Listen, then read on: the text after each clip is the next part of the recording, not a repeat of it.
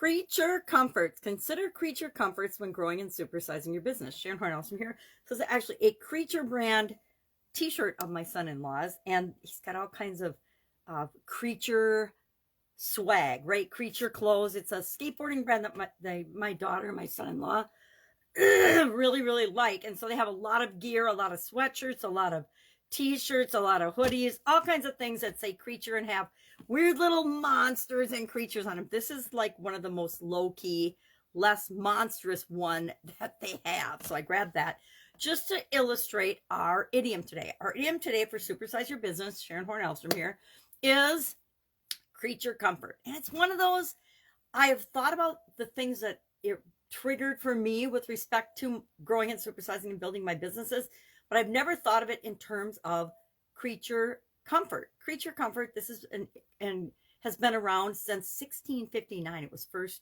recorded in 1659, which means it's been around longer than that, right? Whenever we hear something or see something, except for nowadays with the days and the age of the internet, when things and information move around the globe so fast, back in 1659, it didn't. Things were slow to catch on, slow to move from place to place.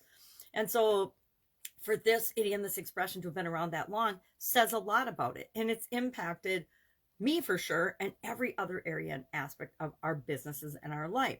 It means that something is physically comfortable for us, such as food, clothing, housing. It's how do we feel in a place? How comfortable, how at home do we feel in a place with respect to the amenities and the conveniences when we're there? If we go to a fancy hotel, it's got a lot more creature comforts and amenities and things and services and products for us that we appreciate than if we go to a budget hotel, for example. So, or a campground, right? Campgrounds have less amenities than hotels and motels, etc., or things like that. So how does this affect our business? What does this mean for our business? How can we use this as we grow and build and supersize our business? And so for me, of course, it reminds me to consider the customer's experience, my customer's experience, my onboarding processes and procedures. A lot of businesses never consider that. They create their products and services first and then figure out ways to market and sell them to the masses, not necessarily even a specific group of people. So the first thing I think of is, how does this apply to my customers? Then I got to thinking deeper and I'm like, well, how does creature comfort, how does this really apply to my company culture, the business that I'm building? Because one of the most awesome things about creating and building your own businesses is you get to decide and direct and choose how the culture is going to evolve in your organization. Now, sometimes what happens, and we've seen a lot of examples of this, you start a company with one set of values and core values and culture, and if it isn't purposefully propagated throughout the organization, different factions come in and can actually destroy your culture, right? Think of Twitter, for example. Twitter is something that's in the news as Elon Musk is going through the motions of purchasing that. We're hearing all kinds of things and we're finding out all kinds of things about the culture and the internal workings of Twitter. I mean, they chased off their first creator and developer, right? He left the company because of the direction that the business was going, and he had lost control of it. He'd lost his ownership control and his ability to control the behemoth that Twitter had become. And there's lots of examples of this. You know, Steve Jobs got chased out of his company before he ended up coming back around and rejoining Apple. But that's an example of losing control of the culture, right? So how are we purposefully considering the experience of are the people that join our business and we bring into our culture and we continue to create and cultivate the culture we want in our organization? What is our onboarding like? What is our continuous review and feedback for people that join our organization like? Excuse me. What is their experience like? What is the culture like? Do we offer continuous improvement? What do we offer benefits? Not just money, but benefit packages. How comfortable does that make them feel?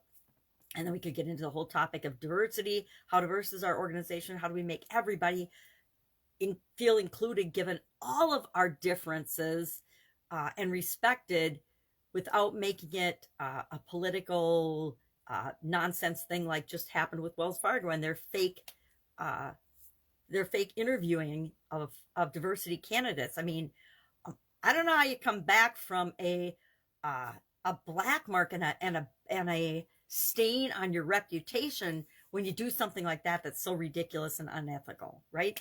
So we want to always maintain control of our culture. We also want to make sure that we are not just thinking about our customers' experience, but actually going out and finding ways to know for sure by asking them what their actual experience is. Or I have gone to the point of, in many industries and in many businesses of mine and other people's, hired people to pose as customers, to be real, and sometimes they are real customers, but have them come in and experience the company from the customer's perspective. It's one of the best ways to really get the true scoop of how our employees are treating people, what other people are feeling and experiencing as part of interacting with our organization. Very few people do that, which is mind-blowing to me. I mean, that is the best feedback you can get. So ask people about their experience, and don't ask them because you only want to hear how awesome you are. Ask them because you really want to know the areas that you can do better at, that you can get your competitive advantage by really giving people what they want and giving them the experience that they want, not just the experience that we think they want. I've been definitely guilty of that in the past. Hey, this is this awesome thing we're offering you. You should just appreciate it. And it doesn't work that way, right? How often when somebody tells you you should appreciate something, do you actually appreciate it? It's like telling my daughter to calm down when she's upset about something. Might as well be talking to a brick wall. Same with me. I'm sure I'm the same way. That's human nature. So love to know your experience with this particular idiom or expression, creature comfort. I personally have found that the older I get, the more important it is for me to be comfortable in certain areas and aspects of my life. My clothing, I want it to be soft fabrics and comfortable fitting, etc. Things like that. I want to eat things that make me feel good and comfortable. I don't want to just eat things because they're good for me, right? I mean, I do that a lot of the time, but sometimes I just want the creature comforts of a yummy, delicious meal or some caramels. All right, share your comments and experience with this particular idiom in the comments below. What have you done in your organization to work on the customer experience, work on the employees experience, work on your own experience and the culture? Have you got a plan for how you want your culture to be, what you want it to be, and goals? And are you carrying that through with your vision and mission and purpose and principles and things? And are those things staying alive as you grow through each stage? Because it's really one of the places it falls down is when we go through our growth spurts. All right, have an awesome day. I'll be with you tomorrow with another financial related idiom. Have a great day.